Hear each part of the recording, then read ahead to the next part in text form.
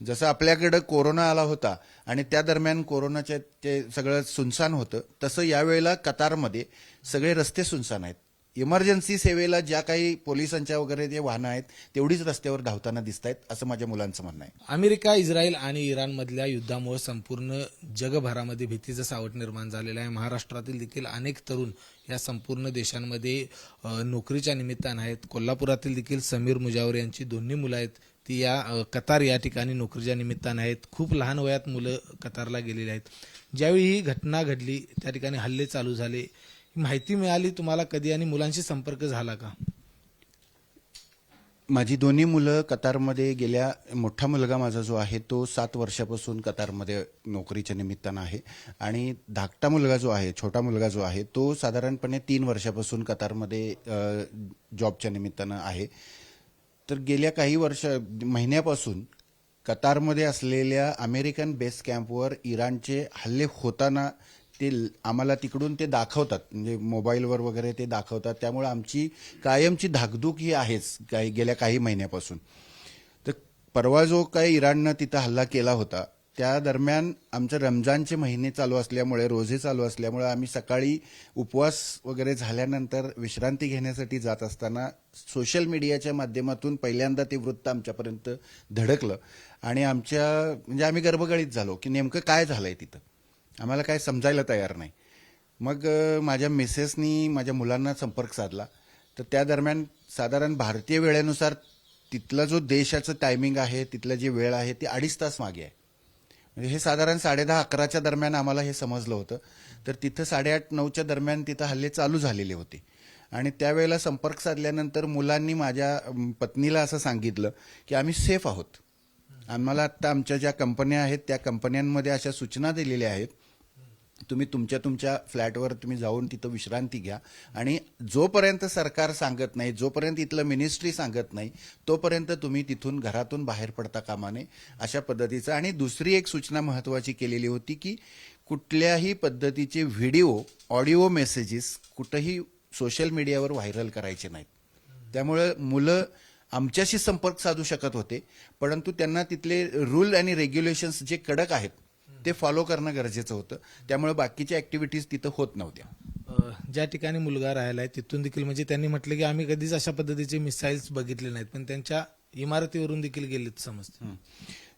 ते जे मिसाईल्स जात होते ते अक्षरशः म्हणजे वर्षाव होत होता त्या दरम्यान.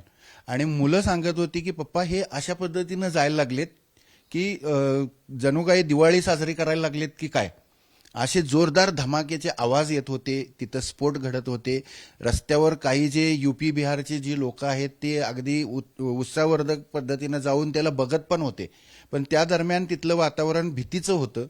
काही लोकांना अगदी जवळ, त्यातले काही लोक जखमी पण झालेले आहेत. काल कतार मिनिस्ट्रीनं ते 8 लोक जखमी झालेले आहेत म्हणून जाहीर पण केलं. पण तिथं जे काही वातावरण होतं ते अगदी अंगावर शहारा आणणारं होतं. अशा पद्धतीचं वातावरण आमच्यापर्यंत वृत्त ते धडकलं होतं. तुमचा लहान मुलगा ज्या ठिकाणी आहे तिथली परिस्थिती नेमकी काय आहे? लहान मुलगा ज्या ठिकाणी काम करतो त्याची कंपनी जी आहे ती त्या बाहेरच्या देशातली आहे आणि ती कतार मिनिस्ट्रीच्या अंडर काम करते. त्यामुळं त्याला 2-3 तास आधी ह्या सगळ्या ज्या घडामोडी सुरू झालेल्या होत्या ते त्याच्यापर्यंत त्याला कळवल्या जात होत्या आणि त्याला जे ईमेल येत होते त्या ईमेलद्वारे तो आम्हाला सांगत होता की आता आम्हाला या पद्धतीनं राहायला सांगितलंय, या पद्धतीनं आमचे सगळे बिहेवियर आहेत आणि आम्हाला प्रिकॉशन्स घ्यायला सांगितलेले आहेत. आता देखील त्या ठिकाणची काय परिस्थिती आहे? तुमचा शेवटचा आता संपर्क झाला, आज झाला किंवा काल झाला काय? आता माझ्या पत्नीशी तर संपर्क 10-10 मिनिटाला, 5-5 मिनिटाला तो चालूच असतो.